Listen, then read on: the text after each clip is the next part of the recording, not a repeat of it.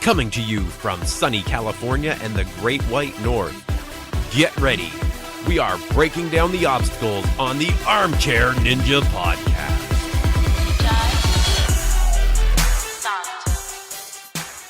Hello, everyone, and welcome back to the Armchair Ninja Podcast. It is Thursday, September 13th, 2018.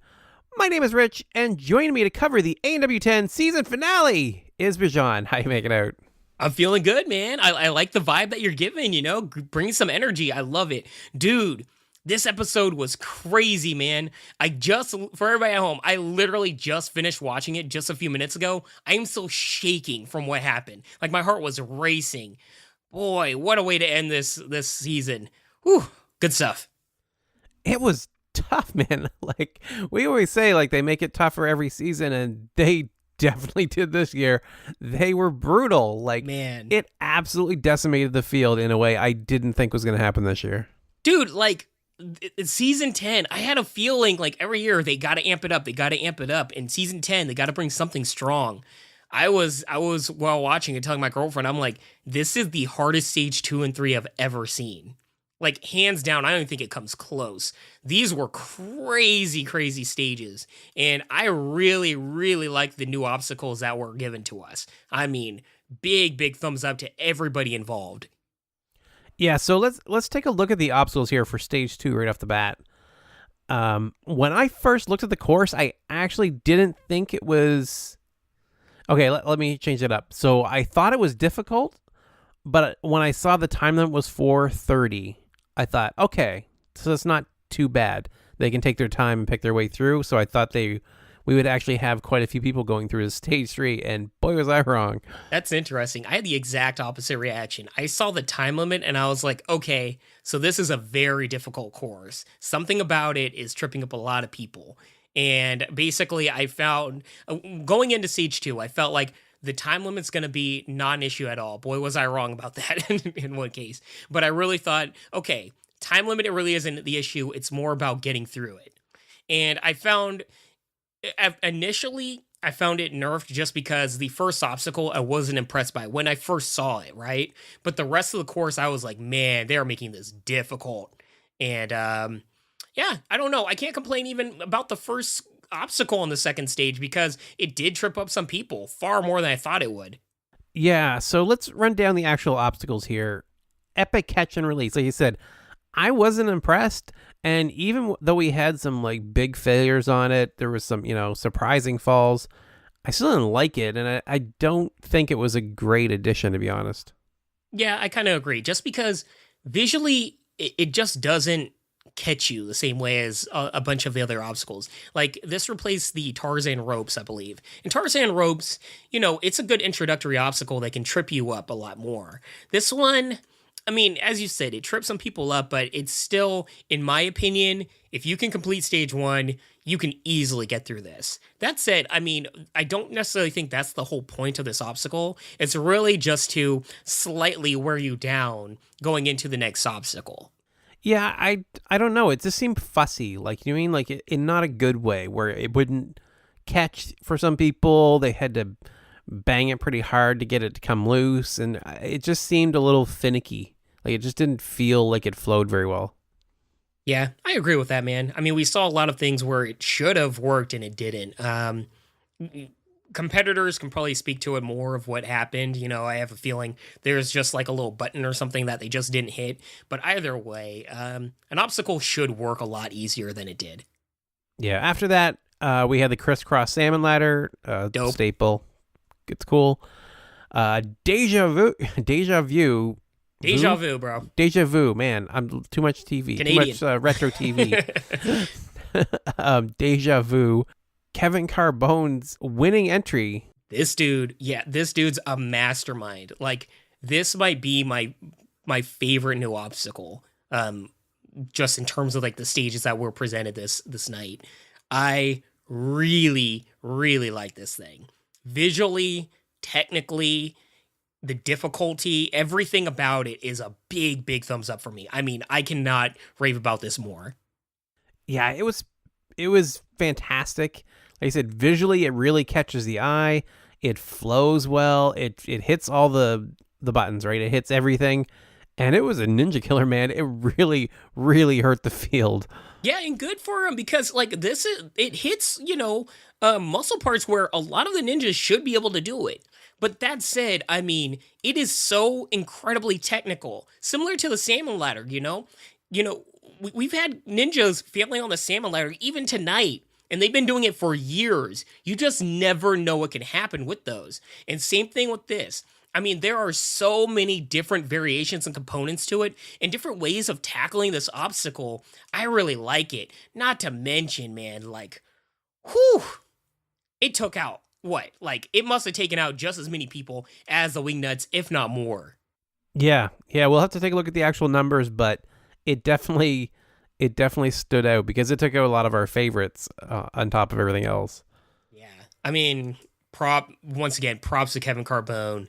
I mean, we're probably going to see this at some ninja gyms. I 100% believe I cannot do this obstacle, but I would love to try it. This one seems like it's going to be tough to replicate safely, right? Yeah. It's going to be hard to get that one in ninja gyms. They'll do it. There's no question they'll do it, but it's going to be a tricky one. Mm-hmm. Swing surfer, it's fine, I guess. I hate that obstacle. I tell you, man, that obstacle, till this day, it's the one obstacle that doesn't have a trampoline where I just feel, and I'm sure a lot of people, argue with me about it, and I welcome it, but I really don't like the fact that it's just based on how far you can jump. I really dislike that. I mean, if you are a shorter competitor or whatever, you're at a big disadvantage. And yeah, you can say, hey, they just have to work on their box jumps or whatever. Still, I hate everything about it.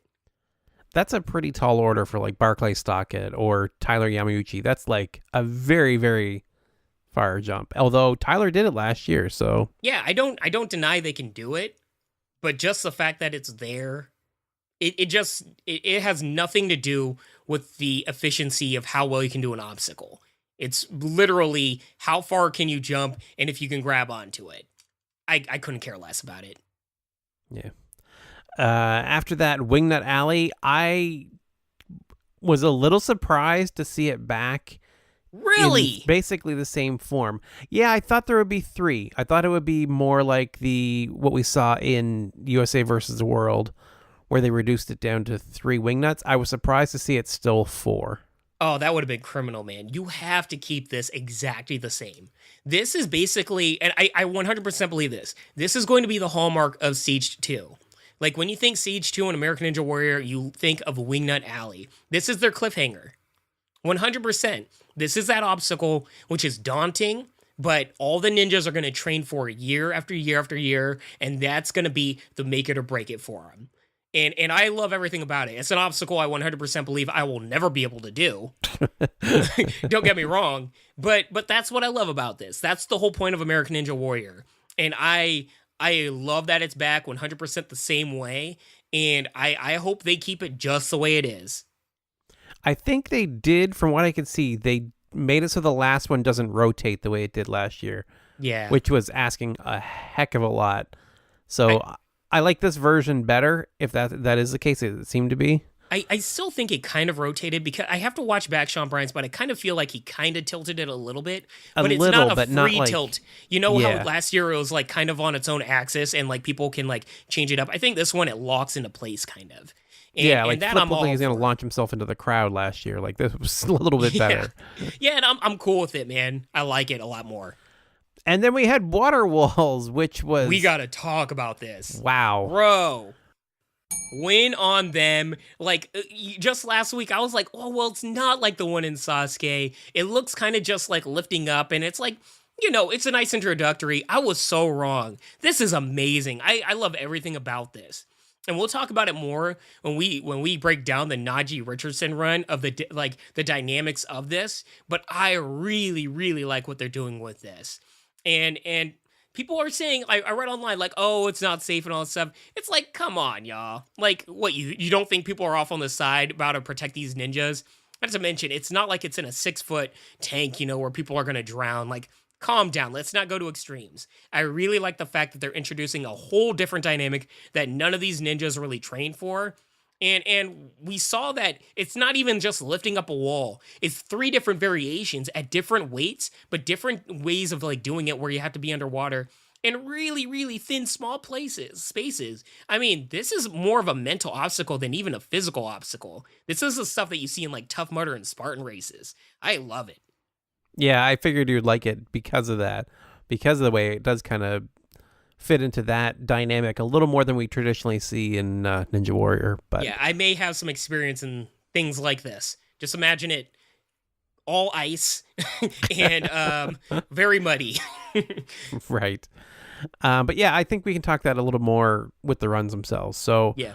let's take a look at the first run here. We had Josh Salinas take the course, one of our favorite rookies from last year. He is engaged. His fiance Chelsea was on the sidelines.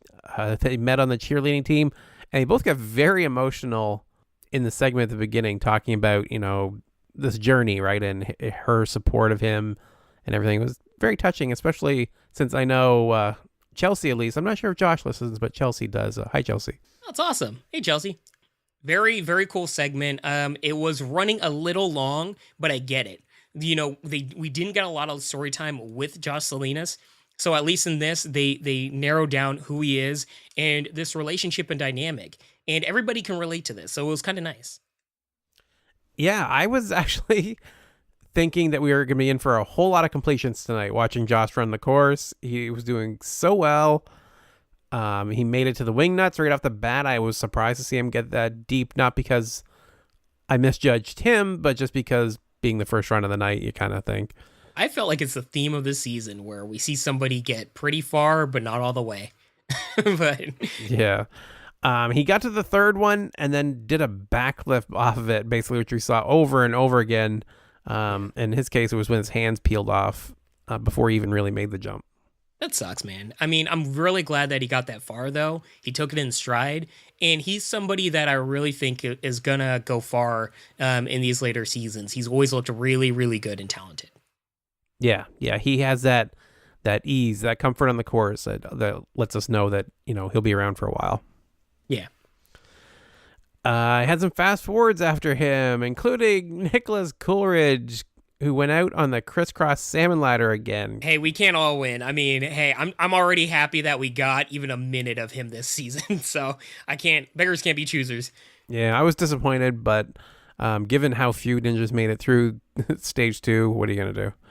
Yeah. Tyler Gillette also got fast forwarded. He just missed. Poor Gillette, man. Like when you think about it, he really hasn't been shown this season, and he was like one of the big stories last season. Yeah, I think he got a segment. Maybe we'll check. I had to review putting together stage 5s in Stealthiest Ninja Award. We'll see if he's up for it. Casey Suhaki also got fast forwarded, who went out on Deja Vu as well. That sucks. Yeah. When we came back, we came with Daniel Gill with his hair all pulled back. Almost didn't recognize him. Dude, for real, he looks so different. Like, it's crazy. Such a recognizable ninja. But as simple as pulling back your hair and just putting something on your forehead, he looks so different. Yeah, I didn't know who it was, and I was like, wow, okay, Daniel's taking the course early. This will tell me how the rest sign.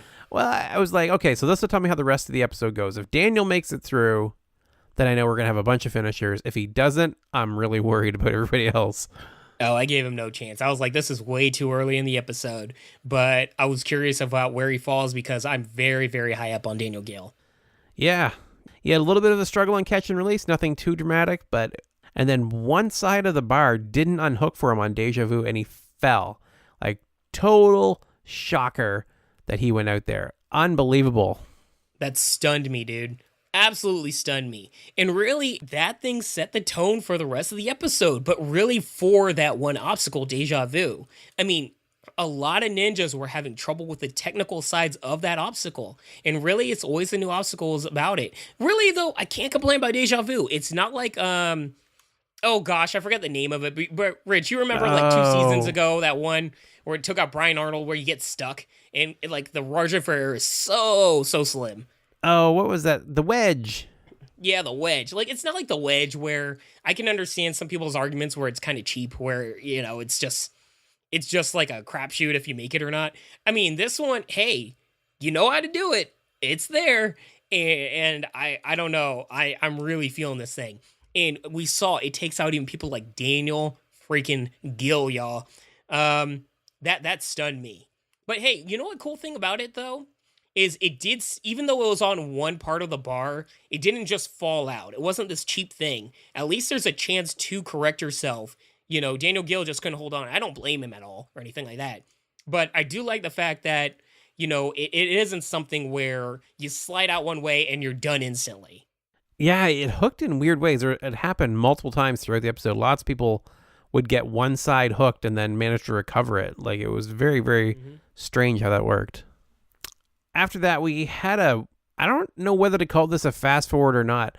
It was Chris Polcheski in a kind of fast forward, but it had a lot of story for a fast forward. We found out that he ended up missing the second wing that he was not able to complete stage 2, unfortunately, ending his season, his epic season that he's been having a little bit earlier than we wanted. Yeah, but, you know, I'm glad at least they kind of reminded you of him and everything. Like, his story was already told. We don't need to hear the story again. And I don't know. This kind of brings up the thing that I felt the entire episode while watching this. And I'm sure some of y'all listening felt the same way. I'm calling it like the fast forward of doom, right? Where it's like this entire episode. You know it when it's a fast forward time, it's just people that are falling. Right. So I'm like terrified of like which of my favorite ninjas are about to get shown. Man, we'll talk about it later, but when they showed Josh Levin, I screamed in horror. I'm like, no, because you already know the result. It was crazy, but this whole freaking episode, Rich, as soon as it came to the fast forward, I was like covering my eyes, just trying to see which other ninja name was about to be shown onto the screen. Like, did you have that same feeling, or were you just watching it? 100%. Once we got going here, I was like dreading to see some of my favorites and some of my ANW fantasy picks in the fast forwards. I'm like, no. Dude, yeah. No. Thomas Stillings, no. Oh, that was another one, man. Oh, it's brutal. I understand why that's there, but man, it was hard to watch. When it came back, speaking of hard to watch, this one killed me because I was so hyped on Jake this season. They show his little segment. He's coming in at just the right time to have our first completion. I'm like, Jake's got this. I'm so excited. And then he has just like the worst start to stage 2. It's like reminded me of Brian Arnold a couple seasons ago with the rope jungle, and he just got screwed up right at the beginning, and it like just ends the whole thing, right? You don't get that right push off. You make one little slip up. That's it. You're done. Perfect comparison, man. It gave me shades of that also, where it's like you're just screaming at the TV, get through this as quickly as possible, you know? This is the first we saw where that first obstacle, I keep forgetting its name, catch and release, I think, right? Yeah, epic catch and release. Oh, catch and release is gonna be catch and release. Like we saw that it is a little kind of like jilted. Like it's you know, not all the technicalities there. It's a little weird. I feel for the guy, you know. He wasn't prepared for all the weirdness that was there. He took it in stride. It shocked me that he fell on it, though, just because he does coming from a rock climbing background. But at the same time, you know, you can't blame him. He wore out. He spent so much time on there, and he even said he wasn't ready for the jolt or the downward swing that he gave. I mean, it could have happened to anybody. It just sucks that, you know, that's the way that Jake Murray ends his season, because I really felt like this guy was on such a roll. Yeah, I wonder what was going on there, because you know he's got grip strength for days, and I think it might just be a case of when he says he didn't brace for it, it's like they conserve their grip, right? Like you don't want to squeeze with all your might all the time or you'll wear yourself out. So I think he just misjudged how much of a jolt he was going to get there. Yeah, like I watched it in slow motion watching it back. And basically, while I was swinging down, he was doing a transition with his other hand. And he wasn't prepared for how much gravity force was happening there. Gotcha. It's one of those things where he was just transitioning with another hand to get more forward. And you basically had one hand on it and just jolted him off. That's all.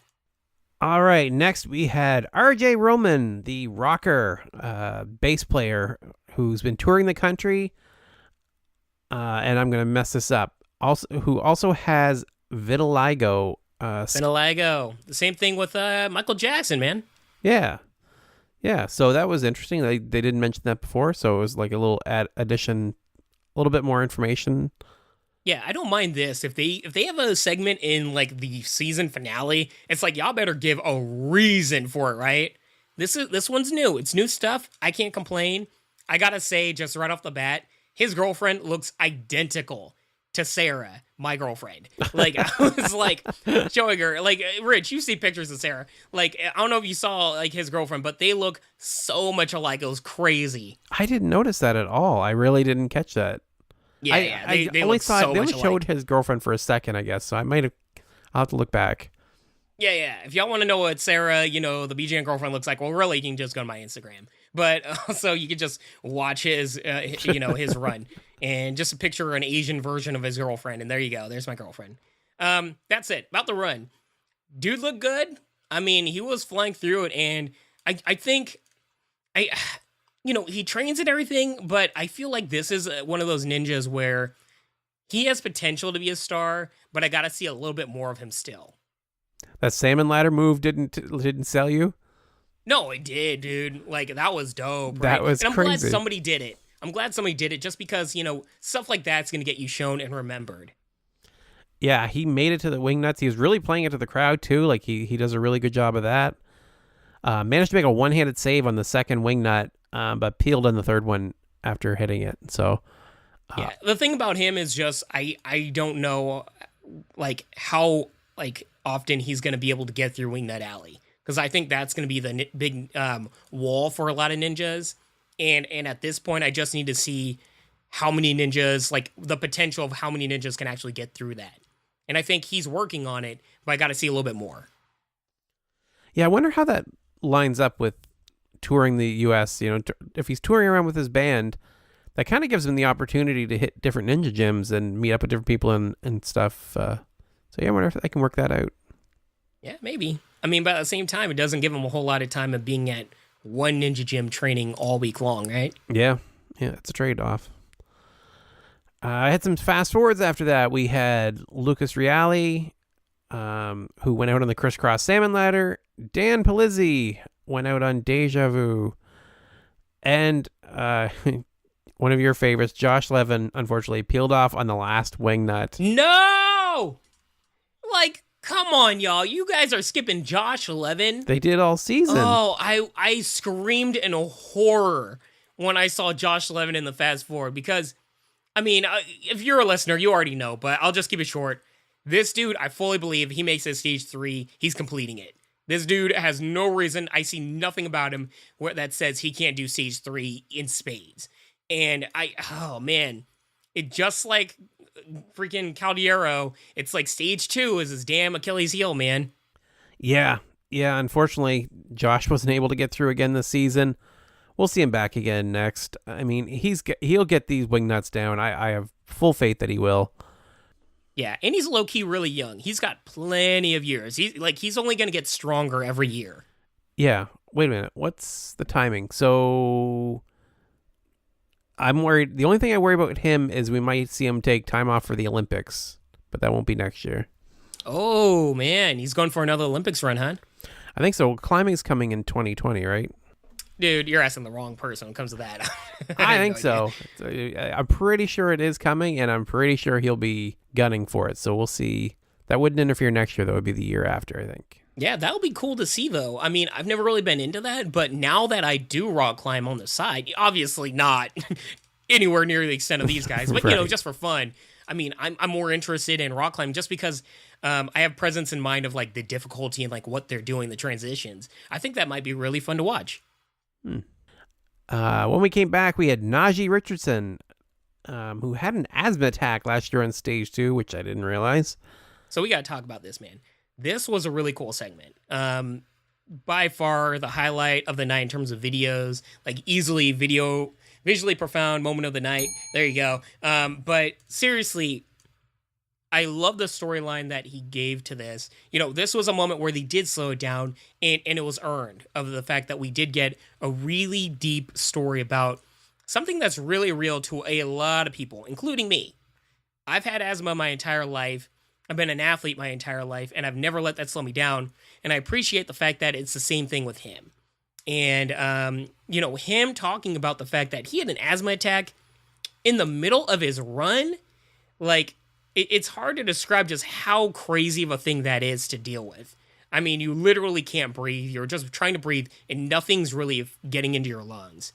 And you mentally, you're freaking out also, right? Just this past few months ago, I did a Spartan Beast, and I had an asthma attack on the second mountain. And I know how bad it is. It's scary stuff. But I can't put myself in his shoes. I mean, just the fact that he persevered was really admirable. And the fact that it did play so much into the story of his run also. And the fact that now you have something even more to look at when he's running. It's like, can he pace himself? Can he make sure that he's going to be okay in terms of his lungs? Because asthma attacks are both mental and physical. And it's a real thing. So I was really drawn in the entire time to this run. I was too, but I have to say that the segment made me pretty much figure out what was going to happen. That he was going to time out in the water walls. Unfortunately, I just like, okay, so if they're giving that much attention to it, I'm thinking that's what's going to happen, and it'll basically be the explanation for why. I did not have that reaction at all, but good on you for seeing that. Wow, that's not good on me at all. That's terrible. I hated that. It kind of ruined it a little bit for me. I was excited. I was very excited to see him beat the Wingnuts again. I was pretty sure he was, but I mean, I was definitely wrong on Jake Murray, for example. So I didn't take anything completely for granted. But once he did beat the Wingnuts, I was like, I don't know. I have a bad feeling it's not going to be good. I didn't expect him to get that close, though. That was brutal. He was so stupidly close to doing it. That has got to be the worst feeling in the world. Like, we're talking about stage 2, and you are literally looking at it. Like, that sucks. Like, even if he had, maybe 2 seconds more, he could have hit that buzzer. I mean, that's crazy amount of closeness. Like, him going through the water, were you really involved into it, or were you just sitting back being like, I know what's going to happen? Oh, no, I was still, I was definitely in it like, come on, you can do it. God, I'm not quiet when I watch this show. Oh, me neither. Like, I literally woke up half the neighborhood while watching this, particularly this episode. I was screaming. But I gotta say, I didn't really take notice of the edit. I didn't really take notice of the edit yet. So I was really drawn in, and I thought he had a really good chance of making it. I thought they were just building him up, having, something new about him. Sometimes they do this for somebody that goes far. And I thought that's what was going to happen. And I really like the dynamic where he keeps checking his pulse. And obviously he's not doing it on purpose. Like, he's doing it for a reason, obviously, But for me, it really added drama to the run. Where I'm like, pace yourself. Don't overexcite yourself. Don't waste too much, adrenaline or anything. Calm your breathing. And I really like that. And it almost humanized him when sometimes you can see him as superhuman. Him going through the wing nuts, you just at certain points assume that he's going to get through it. This time you're like, okay, make sure you don't wind yourself. You'll be okay. As soon as he gets into the water, though, I felt trouble. Just because I've been there before where you're winded. You're really, really tired, right? Obviously not completely gassed, but this guy, he's breathing hard. He's kind of done a lot of stuff to this point, right? And when you go into a tank of water, first of all, the dynamics of the temperature really matters. I don't know how cold it was or warm it was. I mean, they're in Vegas, so it might have been warm. But hey, they could have been chilled. Who knows? If it's cold, that matters. That changes your breathing dynamics. But just being in the water, and in particular, dunking underneath water, completely changes your breathing rhythm. And this is what I love about this obstacle. That's low-key and not hit enough. And anybody that swims, if you think about it, you'll probably realize this. When you breathe underwater and you're already tired, it's not the same as you just swimming. If you're already tired, you can't just go underneath water and be there for a minute or however long, right? You sometimes have to go immediately up for air. It's common that in Spartan competitions, people have panic attacks as soon as they touch the water. I saw it many times, and even on the show you'll see it because your body just freaks out mentally, physically, whatever it could be. And I can easily see him fighting back everything going on within his body of trying to stay calm. And then on top of that, trying to go through all the pressures of what? Lifting up a 50 and then 100-pound like panel of pane of plastic or glass or whatever it was, and then having to squeeze your body while underneath water through this tiny gap. I mean, there's a lot of mental dynamics that you just can't train for. Or, well, you kind of can, but like nobody really is going to go out of their way to do that, right? They wouldn't have for certain for this, right? They didn't know this was coming, which is really important. Like if he had time to prepare, I have no question he could have done it, but he had to be ready for something that there's no way he could have anticipated. Exactly, Rich. And I don't know. I feel for him, but this run very much explained why it could be such a daunting obstacle. And in particular, for what it replaced, these dumb walls that I really couldn't care less for because it really didn't matter. I mean, this one is a real obstacle where time actually does play into it. And everything that we're talking about and thinking about how the time was so long, I mean, hey, when you added this, who would have thought this took so much time? I mean, I am all for this, and I think they can even add more to it. I mean, good on whoever created this obstacle. It adds a whole new addition to the puzzle, man. Yeah, it was a good addition. It's a very dramatic shift, right? Because last season we have that wall flip, like you said, and he's kicking them down and playing to the crowd like owning the end, like as on his run to the buzzer. In this case, it's like a desperate grasp, right? He's trying everything he can to get it done, and you're just rooting him on as fast as you can, not just like prematurely celebrating with him the fact that he's gonna make it. It's like, oh no, can he do it? Can he not? Very, very different feel. Yeah, and I loved every moment of it. I mean, some people may not agree with me with this, but this run gave me everything I asked for. Like, great story, great drama, really struggling through all of the obstacles and really showing grit and determination, and really just a next level amount of heart. I mean, I couldn't ask for anything more. Najee Richardson, you get the Athletically Profound Run of the Night. Good on you. That was amazing. I really hate that it ended the way it did, but I mean, talk about a run that we'll remember. Yeah, very well put, and I think that's a great choice. Next up, we had some more fast forwards, including Angel Rodriguez, who went out on the Salmon Ladder. Mike Murray went out on Deja Vu. And Carson Voiles went out on the second wingnut again. That's his third year going out on the, fifth obstacle. Sucks, man. But hey, yeah. I mean, all of them still got really far. So what can you do? Next to take the course was Matisse Kid Owadi. Okay, so this was the one. This, of all the other ones, was the one where I'm like, we're about to see our first completionist. 100% I thought that. I would have put money on it. There was no way that he wasn't doing it. I'm like, with all the... where is it? My note here. He's mentioned that he's a rookie technically, but not really. I totally agree with that. Yep. I feel like he is going to do it. The hype is insane. Dude, they've hyped him up so much. The placement of his run, like in the middle of the episode and right after one of the top ninjas fails. I mean, everything is, in terms of an edit, screams, this guy is making it.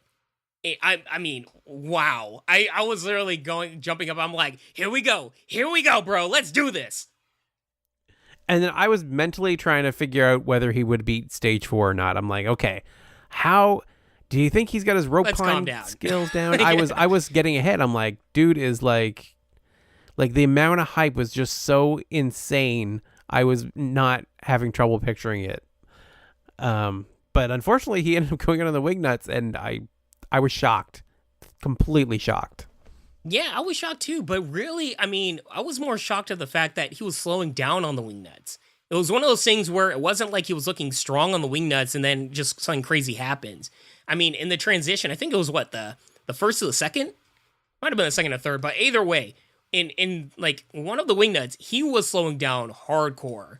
And I was getting worried. And it shocked me just because afterwards he said he wasn't getting tired, so I don't know what happened.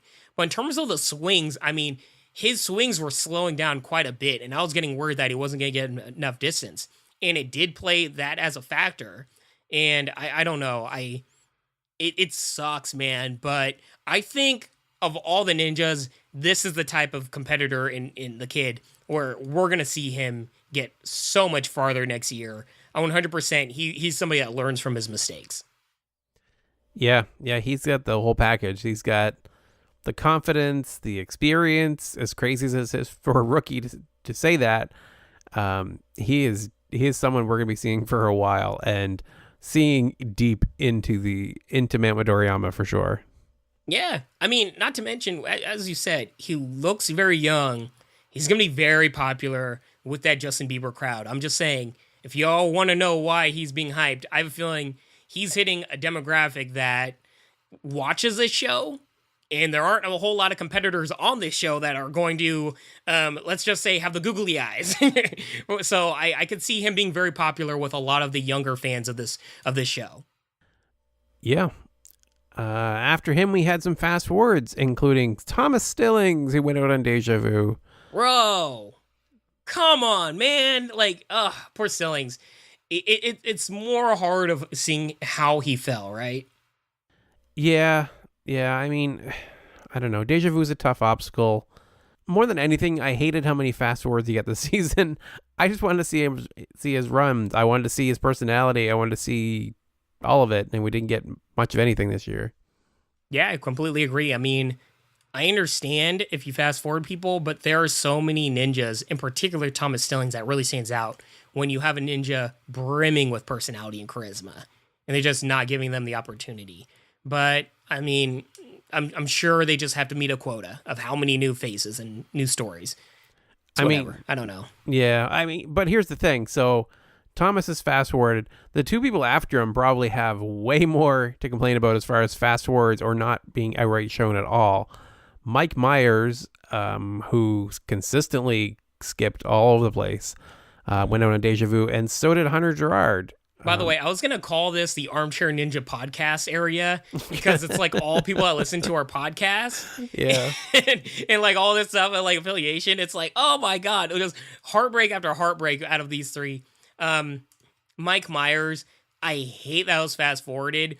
I low-key could see why, just because he hasn't gotten any love. He's just in that Nicholas Courage, Andrew Lowe's area, and I hate putting him there. Like, Mike, I hate putting you there. Bro, you got to find something. I don't know what you need to do. You need to, like, take note of whatever they're doing. I got to find something, man, to get shown, because I love seeing you on the show. And what was it? Hunter Gerard, right? Yeah, Hunter, man, Lizard, I mean, he's good. I can see him being shown a whole lot more next year when we get Kyle Soderman and seeing their dynamic. I mean, they like bromances. Yeah. They like all that stuff. I could see them being highlighted in next season. You know what? I'm going to blame Matt Eisman for Mike getting skipped because he leans too heavily on the puns and all the Mike Myers comparisons and references to his movies. I think that's what it is. The one time that I remember hearing Matt do it, it was like just one after another after another. I was like, okay, we get it. He's got a famous name. Just find something else. Or Mike Myers goes all the way in and just starts dressing up as Austin Powers and all that other stuff. Dude, you gotta hey, at this point, Mike, you gotta do something, bro. I don't know what they need from you, but do something. Oh God. Oh, I just had an image. Don't do that. Please don't. Well, I forget the name, but the guy, the bald head, the pinky in the mouth, like, dude, just right. go out Dr. like that. Evil, yeah. Do Dr. Evil. Next up, we had Sean Bryan.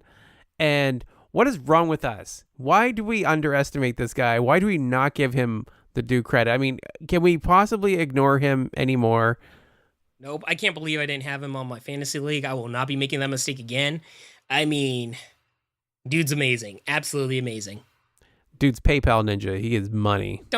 Shame on you. Just shame. Like, I moving on. Shame on you. One of my favorite Akbarisms ever. So he makes educational videos and does outreach. I mean, we have a pretty good idea what he's all about at this point, I think. He was looking great on the course, and he was able to beat the Wingnuts again. With ease, man. Like, with ease. The people that can do the Wingnuts, They do not make it look difficult. It's crazy. Yeah, it's kind of funny. Like, there were only 3 people. If Joe was here, Joe'd probably do them again. Like, it's just like, if you can do them, you can do them, I guess. It's seriously kind of like I wouldn't even say cliffhanger at this point because we foreshadowing, but I'm just saying, like, dude, it's one of those obstacles where you either know how to do it or you don't. How about this? The warped wall. Because when you go to ninja gyms, there's a clear dichotomy between people that can do it and can't do it. And there ain't much middle ground. and this is the same thing. I feel like you either have it or you don't. That said, Sean Bryan has just been excelling year after year and looking so incredibly strong. I mean, the guy is low-key so fit.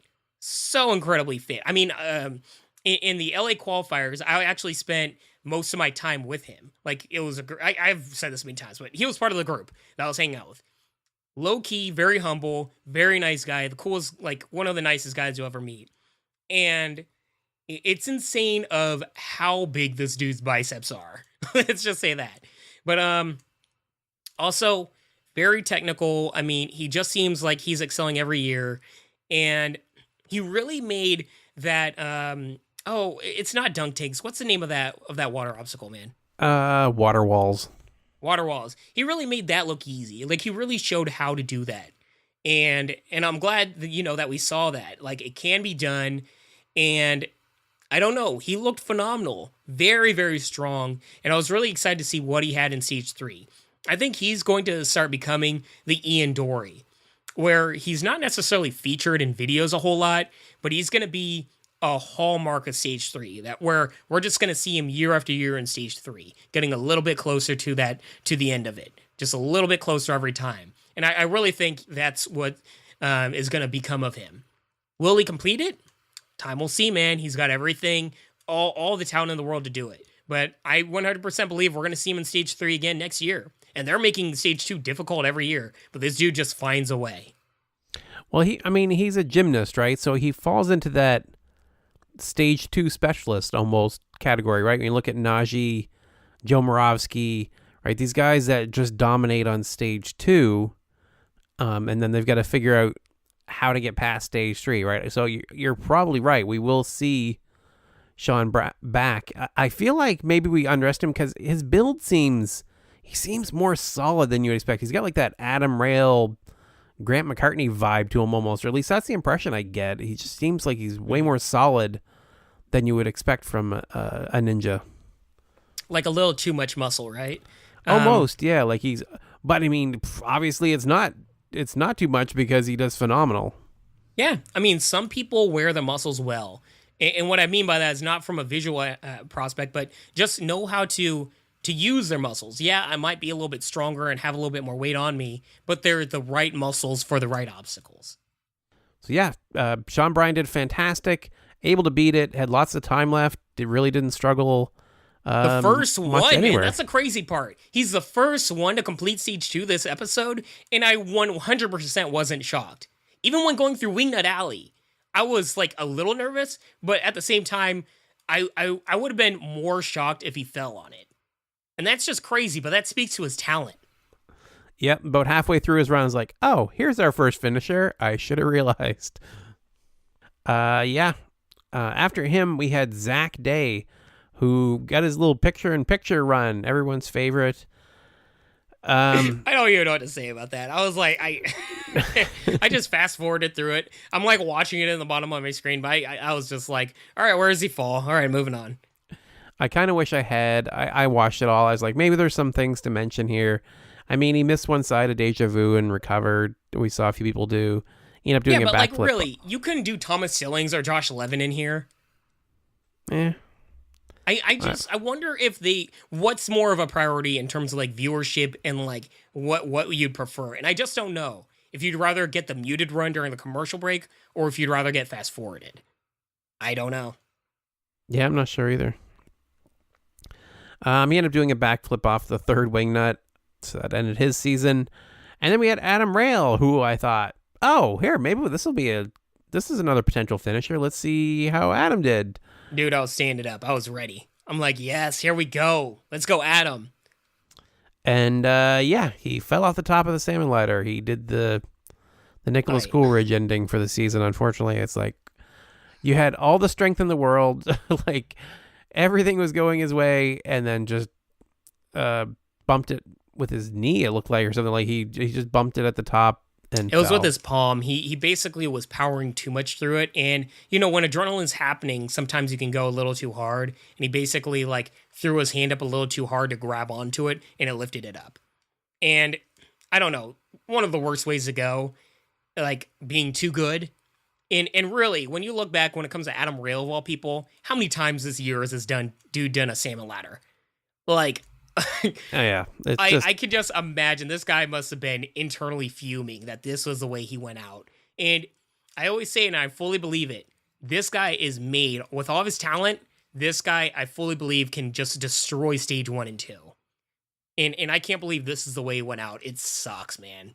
But, he was cool about it. Dude is low-key very young, kind of like Josh Levin, where, I don't know, he looks way older than he actually is. I think he's, like, still in his, like, super early 20s. And, I don't know. I can see him going into stage 3, becoming, like, Sean Bryan, and I just want to see what he has to give. Yeah, I really want to see him on stage 3, too. Hopefully they'll give him a shot. I don't know what they're going to do as far as skills challenges and Team Akbar, all that jazz. I don't know who they're picking, because... the field's a little mixed. Well, hey, they've got plenty of options, man. Plenty. Yeah. I wonder what if he does go into skills challenge. Like, what would like out of all the ones we've seen, which one would fit him the most? Would fit him the most? I mean, like, which one would you like to see him on? I want to see him on stage 3. They choose only specific ones. Yeah, I want to see him on stage 3. I want to see what he can do there. Like, not. Oh, I'm talking about like the specific obstacles. Oh, obstacles. So you're talking about like yeah, if you're talking about, like, the course and everything in terms of, like, the peeps, yeah, he has to do stage 1 because of obvious reasons, and, yeah, I'd love to see him in stage 3. But, like, in one particular obstacle, right, like the salmon ladder, the crazy one, or the running whatever pods, or the wing nuts, like, which one? I mean, you kind of got to give him the speed one, right? You got to give him the... whatever the heck that one is, they run out on the rope and run back. I mean... the worst out of all of them, yeah. Yeah, the one that's not so much fun somehow. I don't understand why. It should be one of the most fun to watch, but it isn't. It has to be him. Yeah, that seems like up his alley. Yeah. But yeah, after him, we had Austin Gray, who donated a kidney. Once again, they reminded us of that. I gotta say, man, and I hate saying this, I don't mean to be rude, but I really didn't need this video. And I love Austin Gray, but at this point, Rich, how many times have we seen a video about him? Too many. And I hate to say that too, because I really like Austin Gray, especially after listening to his interview on the ANW podcast. Go check it out if you haven't. Very, very cool. But yeah, we get it. I mean, all we needed was a quick, like 5-second blurb. Hey, this is the dude that donated his kidney. And then we can go, oh yeah, I remember him. Let's see how he did. It wasn't even him. It was somebody else donating a kidney to him, right? No, he donated his to his friend. Oh yeah, sorry, I'm mixing up stories. Hey, yeah. We needed a segment apparently, because you still didn't pay attention. No, I really didn't, because this is the problem, is we've seen this story already. We don't, if it was a different story, like RJ or something like that, I'm cool with it. But nothing new was given in this storyline. And furthermore, it wasn't like he was completing the course. I didn't need this.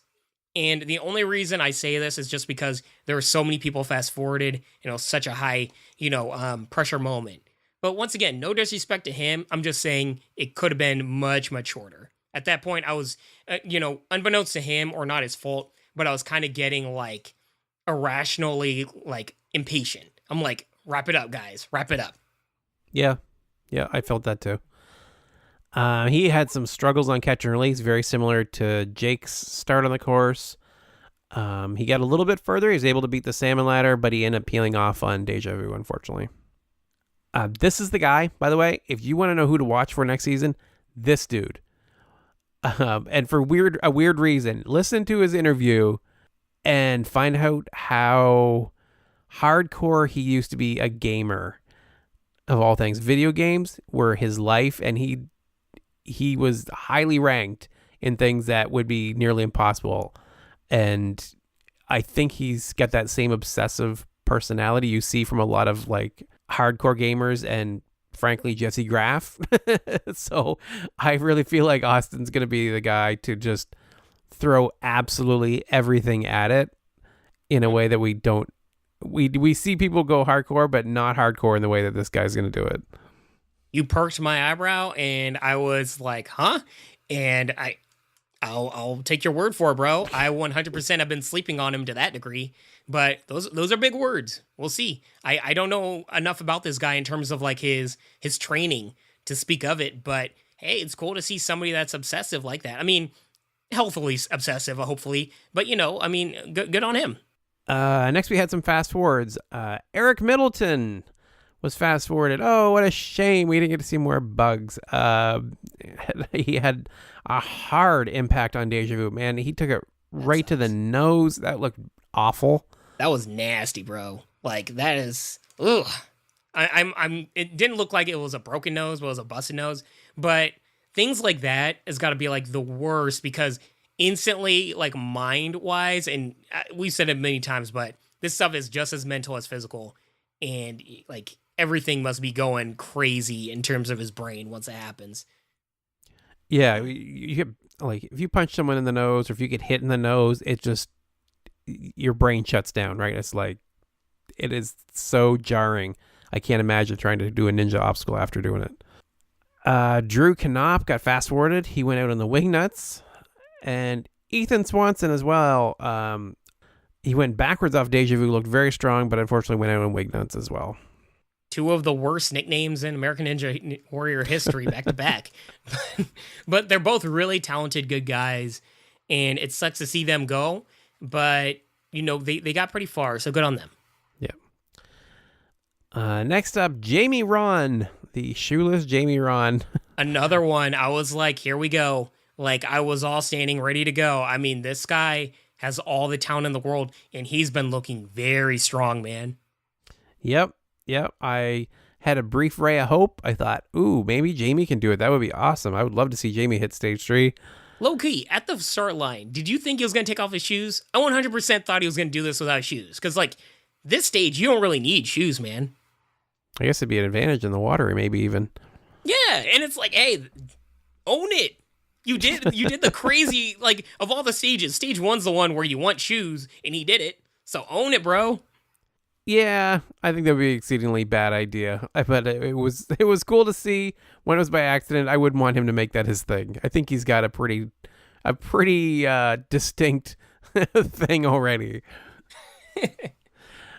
He was looking really good through Deja Vu. Oh my God, I'm struggling with that word. An extra swing or two here and there, though, and it was looking like it was going to wear him down, and it did. He came in pretty fast at that second wing nut. To me, anyway, it looked like he came in like at such a low angle and at such a speed that it would be too hard to kind of catch himself. Like if he'd gone more up, I think he would have been okay. Yeah, same thing. I was getting worried from that first transition. It was like a straight line rather than upwards, right? Yeah. That's just not the way you want to do it. After that, we had the nearly invisible Jonathan Stevens got fast forwarded. Who? No. This dude. Just kidding. This guy, in his rookie season, made it to stage 2 and barely warranted a mention at all. Like, it is the craziest thing. The worst of the worst edits, man. That sucks. He ended up going out on the salmon ladder. After him, we had Brian Burkhart, fast forwarded also, who went out on the wing nuts. Mm-hmm. And then we had the last run, not of the night, but of the stage with Drew Dreschel. I 100% knew everything that he was getting through this. I just had it, and I was so excited for this guy. I was really worried, to be honest. I had worry from the beginning of the season, so I was hopeful that he was going to make it through, but I did not think it was a given. What made you nervous? The only one that made me nervous was Deja Vu, because that's the only element that I could see taking him out, of making like a small technical mistake. But I felt he 100% had wingnuts in the bag. He wasn't going to make the same mistake. And just knowing him, having the experience of the jet stream in Sasuke, I thought he can get through the that water thingy just fine. It was just deja vu. And as soon as he got through that, I was excited. But he made me a little nervous. My heart skipped a little beat when he was on that deja vu, bro.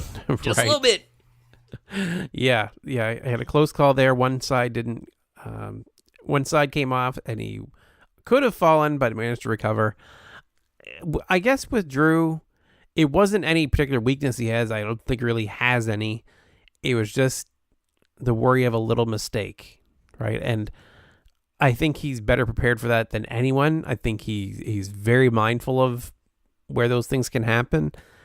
But it's just one of those things, right? It's you got to put it all together into a run. And I think Jeff Britton said it best. He was talking about Drew, and he said, "I'm surprised Drew doesn't win it every year." And I think that's 100% true. Yeah, but I will say this. At the very least, I will be surprised if Drew doesn't become the last man standing every year. And that's big words because I know Joe Morosky and a few others are there. But I think Drew is the guy to beat. I think everyone pretty much feels that way. He really stands out in the crowd. Yeah, which is crazier when you think about the fact that 2 people have completed stage 4 and neither of them are Drew. I mean, that is just stunning to me. But no knock on Drew because he's still got all the talent in the world. I don't know. I was just happy for him. Really, just him going on stage and him being the last to run. I was like, oh, he's making it. I'm so excited for him on stage 3. Yeah, it was great to see him going back to stage 3. He had almost a minute left as he approached that last wall. Like, the difference in some of his runs to everyone else in the field is just ridiculous. Like, he's just when he's on, there is no touching him. Mm-hmm. So let's move on to stage 3. The stage 3 looked insane. They do not want any winners of this show. They do not want to pay that $1 million because this stage 3 was so tough looking, but I gotta say, visually, it was there. I am loving the new stuff they got for this. Yeah, there was no way anyone was beating this. I was absolutely beside myself when I saw it. I'm like, are you kidding me? After doing that stage 2, you want them to get through this? Like, the fact that they even got through... Well, let's go through it here. So the floating boards are whatever. That's just a basic skill that they need. Not that it's easy, but it's one that they're expected to be able to do. Mm-hmm. On guard. I love this. That thing is nuts. That is so crazy. Yeah, so if you didn't catch... I really don't feel like they did a great job explaining the obstacle. You kind of had to figure it out as it was going. There's a bar. They've got it's wedged between these two. I'm not doing a better job either. So they got to run it along these 2 rails. And then as they're jumping it, they have to expand it on one jump and they have to contract it on the other. Like, that's a ridiculous requirement. Yeah, just imagine, I don't know, nightsticks for police officers, or even more so, those light up little swords or lightsabers that you had as kids that you swing it and it goes fully elongated and then you can squeeze it in. So it's kind of like that on both sides, but you're holding on to them where you can make them long and short, right? The bar. In the air, you gotta make it short, catch it in just the right amount of shortness to fit in a small little peg part, and then do the thing of extending it. And during swings, nonetheless, and it has to fit in a certain way. I don't know if you caught this, Rich, but they have plexiglass on the sides, so you can't just get one side in. It's gonna knock you off. There is a lot going on this, and it's one of those obstacles where it's the 2 athletes that went on it are so damn good that they made it look so much less difficult than it is. But this would have taken out so many people. This is really, really cool. When I saw it, I was like, well, one of the 2 of them is going out on that. So, I mean, that's not going to be a good start to this whole thing. But both of them did manage to do it. I was really nervous for Drew Dreshel. I don't know why, but yeah. I thought he might not be able to do it. Why is that? I felt the exact same thing. It's just one of those things where it's they're so, or at least in my opinion, I just expect him to do everything, that it's always the new stuff that just scares me, where it's oh, this is the part where he might slip up. Yeah. But they stacked up all these ridiculous obstacles on top of each other. Crazy Clocks, which we saw was like one of the Ninja Killers, very difficult obstacle we saw in the qualifiers, or in the city finals. It came after that. And then this redesign of the Ultimate Cliffhanger, which I guess was just mostly visual. Yeah, I mean, it's very similar to previous ones. I like it. I think I realized why after I was like, it seemed weird, other than the fact it looked cool. I think it's so that the audience can actually see what's going on.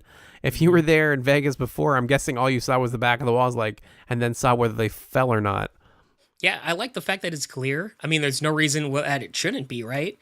And I like that they got that kind of little peg where you can, like the foot peg right there, where you can low key rest, but you damn sure shouldn't rest too long because you're gonna slowly drain yourself out.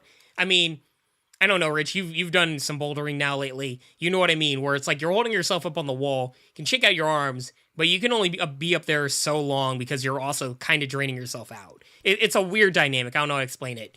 Yeah, it's weird that I do kind of get what you're saying, though. Even better now, like.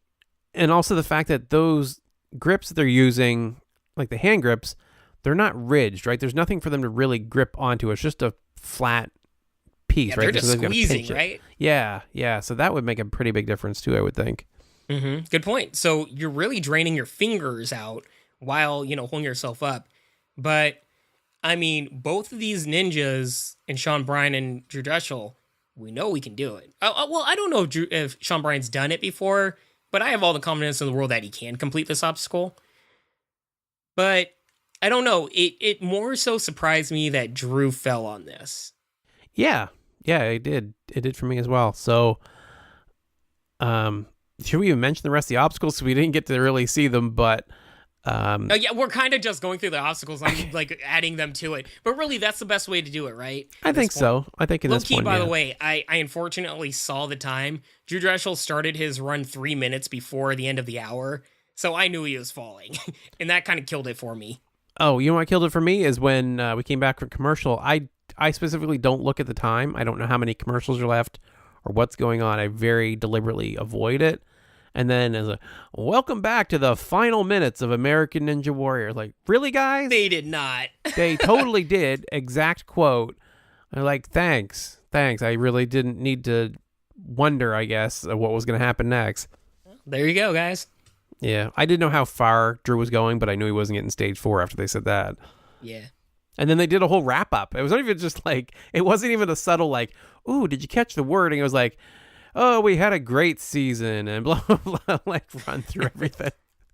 Like, guys. There's still a run left. We haven't seen the last run yet. Yeah, the rest of the course, we had the curved body prop, which we saw before. Very cool, pretty interesting. It's awesome. It must look massive in real life. Kind of like that, I forgot the racetrack thingy majigger. I can just picture it being massive. We also had the Peg Cloud come back, which was a cool obstacle we had last year. We got to see, I think only Joe tried it last year. Joe do it, and I like that one. And then Cane Lane, like, are they nuts? Like, really? I mean, you think about the grip strength you need for that obstacle, bro. Like, after everything you've done, and when you really think about it, the fact that you don't get, and this is the thing that I think not a lot of people are realizing. After that little pegboard thing, there's not a stop for you to chalk your hands.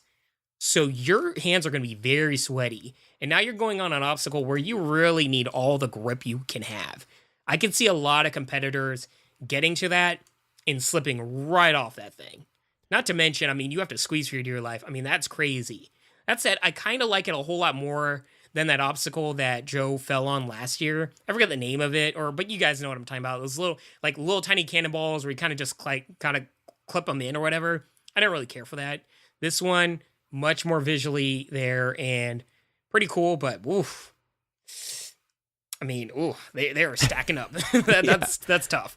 Do that incredibly finicky, very grip strength dependent, like margin for error is like impossible there, right? Like you have to be perfect. Yeah, and then do the flying bar after you finish that. I know. Oh like, my come God. on, just imagine like your hands have got to be done after that, and then you got to climb whatever rope. Whatever. It's whatever. Yeah, I've already talked enough crap about stage 4, but for real, like they are making it so you are going to be hurting. You have to be next level Popeye or next stage like rock climber Well, to make it all the way through. I was gonna say we'll get to see next year when Jeff does it, but I mean it's gonna be a heck of a run. By the way, shout out to Where is Waldo, Jeff Britton sighting during the final run. I mean, he's just there out of nowhere. I'm like, oh, okay. That was funny too, yeah. But yeah, so they both had very similar runs. Drew was just a little faster. Here's the thing, though, that I also got to say, man. I really like this fact that they have stakes on the line, just like we were talking about with this whole season. The stakes of having the last man standing run. I really like the fact that, hey, for me at least, I knew Drew wasn't getting to stage 4. But really, for 8 seasons now, because I gotta not include the Caldiero win in this last season, but for 8 seasons, we've seen no stakes on the line when it comes to the very end. Like, people can complete it, but there's just a different dynamic on the line. And I really like the fact that, hey, even if Drew doesn't make it all the way, there's still stakes on the line where he can win $100,000, which is life-changing money, especially for a Ninja. And I'm really happy for him. It's a title that you can take home. It has merit to it. Even bragging rights, but now it's got like monetary merit to it. And it's something that a lot of the ninjas can strive for also.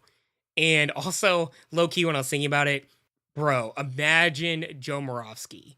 Because if you guys don't know, he's been fighting more than anybody else for compensation for the ninjas. And this year, he finally got a chance to win $10,000 on the Mega Wall and then $100,000 on the Last Man Standing.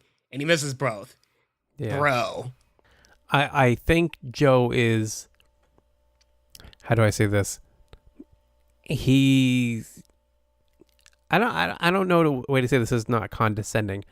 I think he's mature enough and competitive enough to take that on and not have any hard feelings, I guess about it. Like he knows it was within his own control, right? There's nothing. Yeah, I'm gonna skip all that. I don't. No. I fully understand actually what you're saying. I don't think like he's taking it hard in terms of like, kicking, his feet and having a temper tantrum. But I just feel like after he's the guy that you want him to like at least get something, just because he's championed for so long. Kind of just like the rights for the ninjas of getting paid for this. And he had the chance twice. And I don't know, for me, I wish he got something. But as you said, it was in his own control. And, you could see him this season. It was rough on him, but it's one of those things where I know 100% next season, he has such a goal to strive for. And now he's got that extra boost, not only to get revenge, but also to get that money that he's fought so hard for. Circling back though on the $100,000, I felt it changed the dynamic quite a bit in a way I wasn't really thinking of until they hit stage 3. It really changes the feel. I like the change. I think it's a great change, and I'm happy they're doing it for the ninjas. I know this is going. But it does kind of feel like the problem we had with the finale, right, where we had 2 people. We want to be cheering them both on, but you know what? Only one of them can win. So it really has a bad bit of deja vu there. I don't know. I feel like it could go badly. You couldn't ask for anyone better to be in that position, right? Like Sean Bryan, like that guy's not gonna hold a grudge at all. He's just like completely perfect for that position, I guess. So he makes you feel completely at ease that he's fine either way. He wants to see Drew go as far as he can and do the best that he can, and you legitimately believe him. I don't know. I could see this going badly depending on who makes it there. Honestly, that's a really, really good point, and I really can't argue it, to be honest with you. I mean, what difference is there? I still feel that there is something different about this, and I'm okay with it. But you do bring up a good point where it does change the whole feeling of the show, where as we said before, it is the ninjas versus the course and not necessarily ninjas versus ninja. And it does bring up a very good point of now we have ninja versus ninja, right? Which we didn't want when it comes to the overall dynamic of American Ninja Warrior proper. So very fair point. I do feel like it is a little different just because we are talking about the last man standing, and it's more of a fun thing where it's not the overall show proper. And when it comes to completing Mount Midoriyama, and you completed through this amazing journey, and you did everything they've asked of you, and then you have to settle for being number 2 and not get anything, that's where I have a bigger problem, right? Like, I still feel Jeff Britton got 100% screwed. But if you wanna, I guess, argue that there is, there is a hypocrisy about this, I can't fault you for that. But I still feel it's different. This is something that I really want to hear our listeners weigh in on. This I can see going either way. And I just really want to hear what other people have to say about this, right, Rich? Because, we both bring up, like, hey, there's 2 ways to look at this. I just don't know how people feel. So yeah, guys, let me know. Hit us up on Twitter and Instagram. I'm really, really curious about this. Yeah, this is one of the things that can go either way. And I think this season was good. We'll see how other seasons go. But yeah, like, if Peck bouncing guy, like, wins 100,000, I just throw my TV out the window. Like, no, I'm just kidding. Well, I guess going back to it again, even Drew's run, he deliberately went as fast as he could to get the furthest and fastest. That was his goal. And he was after the other guy. So I can't see that being a problem, being like, hey, I wouldn't necessarily call it unfair advantage, but he did have the wherewithal of knowing how much time he had to beat, right? Right. He knew where he had to get and at what time he had to get there. And then you saw for, like, the first time, usually we see even the last man standing somewhat disappointed, right? It's like, I didn't make it all the way. It's like, he was pretty happy. Like, it was a totally different feel from usual. It's like, hey, it's great. Like, hey, isn't that what we want, though? When you really think about it, isn't that what you want when it comes to the end of the show? For 9 years now, we've had nobody complete this, the show. There's only been 1 year where we have the happy ending of somebody, actually 2 people completing it. And really, it was bittersweet for me, but that's another story. Right. But at least this one, we end the season with somebody smiling, with, quote unquote, a winner. And it wasn't them necessarily beating all Mount Midoriyama, but it does change the dynamic also of there being a happy ending. Yeah, I think that works. All right, but we want to hear what you think about it, because it really can go either way. And I'm curious if you feel the same way that we do.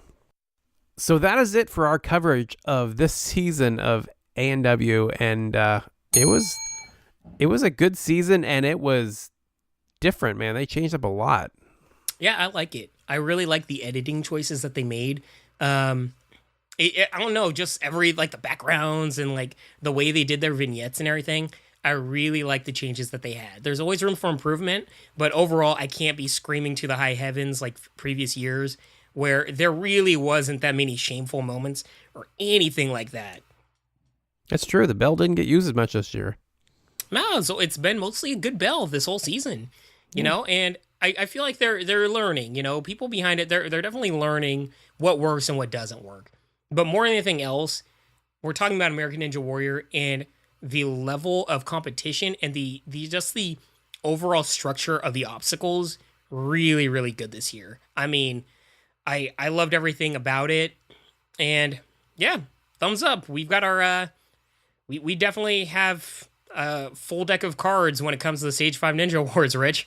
That's right. So we have so much to cover that we're going to do a special preview next week. So we are going to run through the categories, the nominations. We're going to go through basically what the highlights of the season were. And we could use your help. If you have any opinions, you want to throw those our way, by all means, let us know. Who do you think the best ninjas were? What do you think the best obstacles, the hardest obstacles? Who do you think didn't get enough coverage? All of your opinions. Make sure you send them out on our social media. Before we wrap up the episode, though, Bijan, do we have any 5-star reviews on iTunes? Yes, we do. Want to give a huge shout out to Yobo Fitzen from, I believe, YouTube of all places, but giving us a shout out on iTunes. That's the way to do it. Go to iTunes.com, rate us 5 stars, and write a little nice message. You're going to get a shout out. Yobo Fitzen, you're awesome, bro. Really like what you said about us, and thank you so much for listening.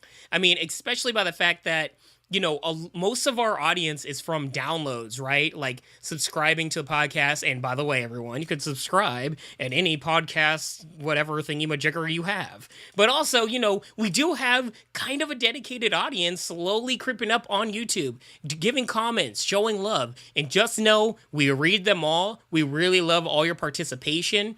And thank you all for so much love. So once again, Yobo Fitzen, you get the 5-star review of the week. Thank you so much, bro. Love ya. Also, gotta say, Rich, I just gotta hop right back on to what you're talking about, the Stage 5 Ninja Awards. Super psyched for that.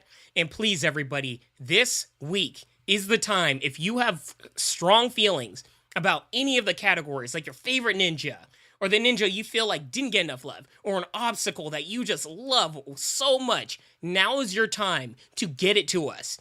Email us. Hit us up on Twitter and Instagram.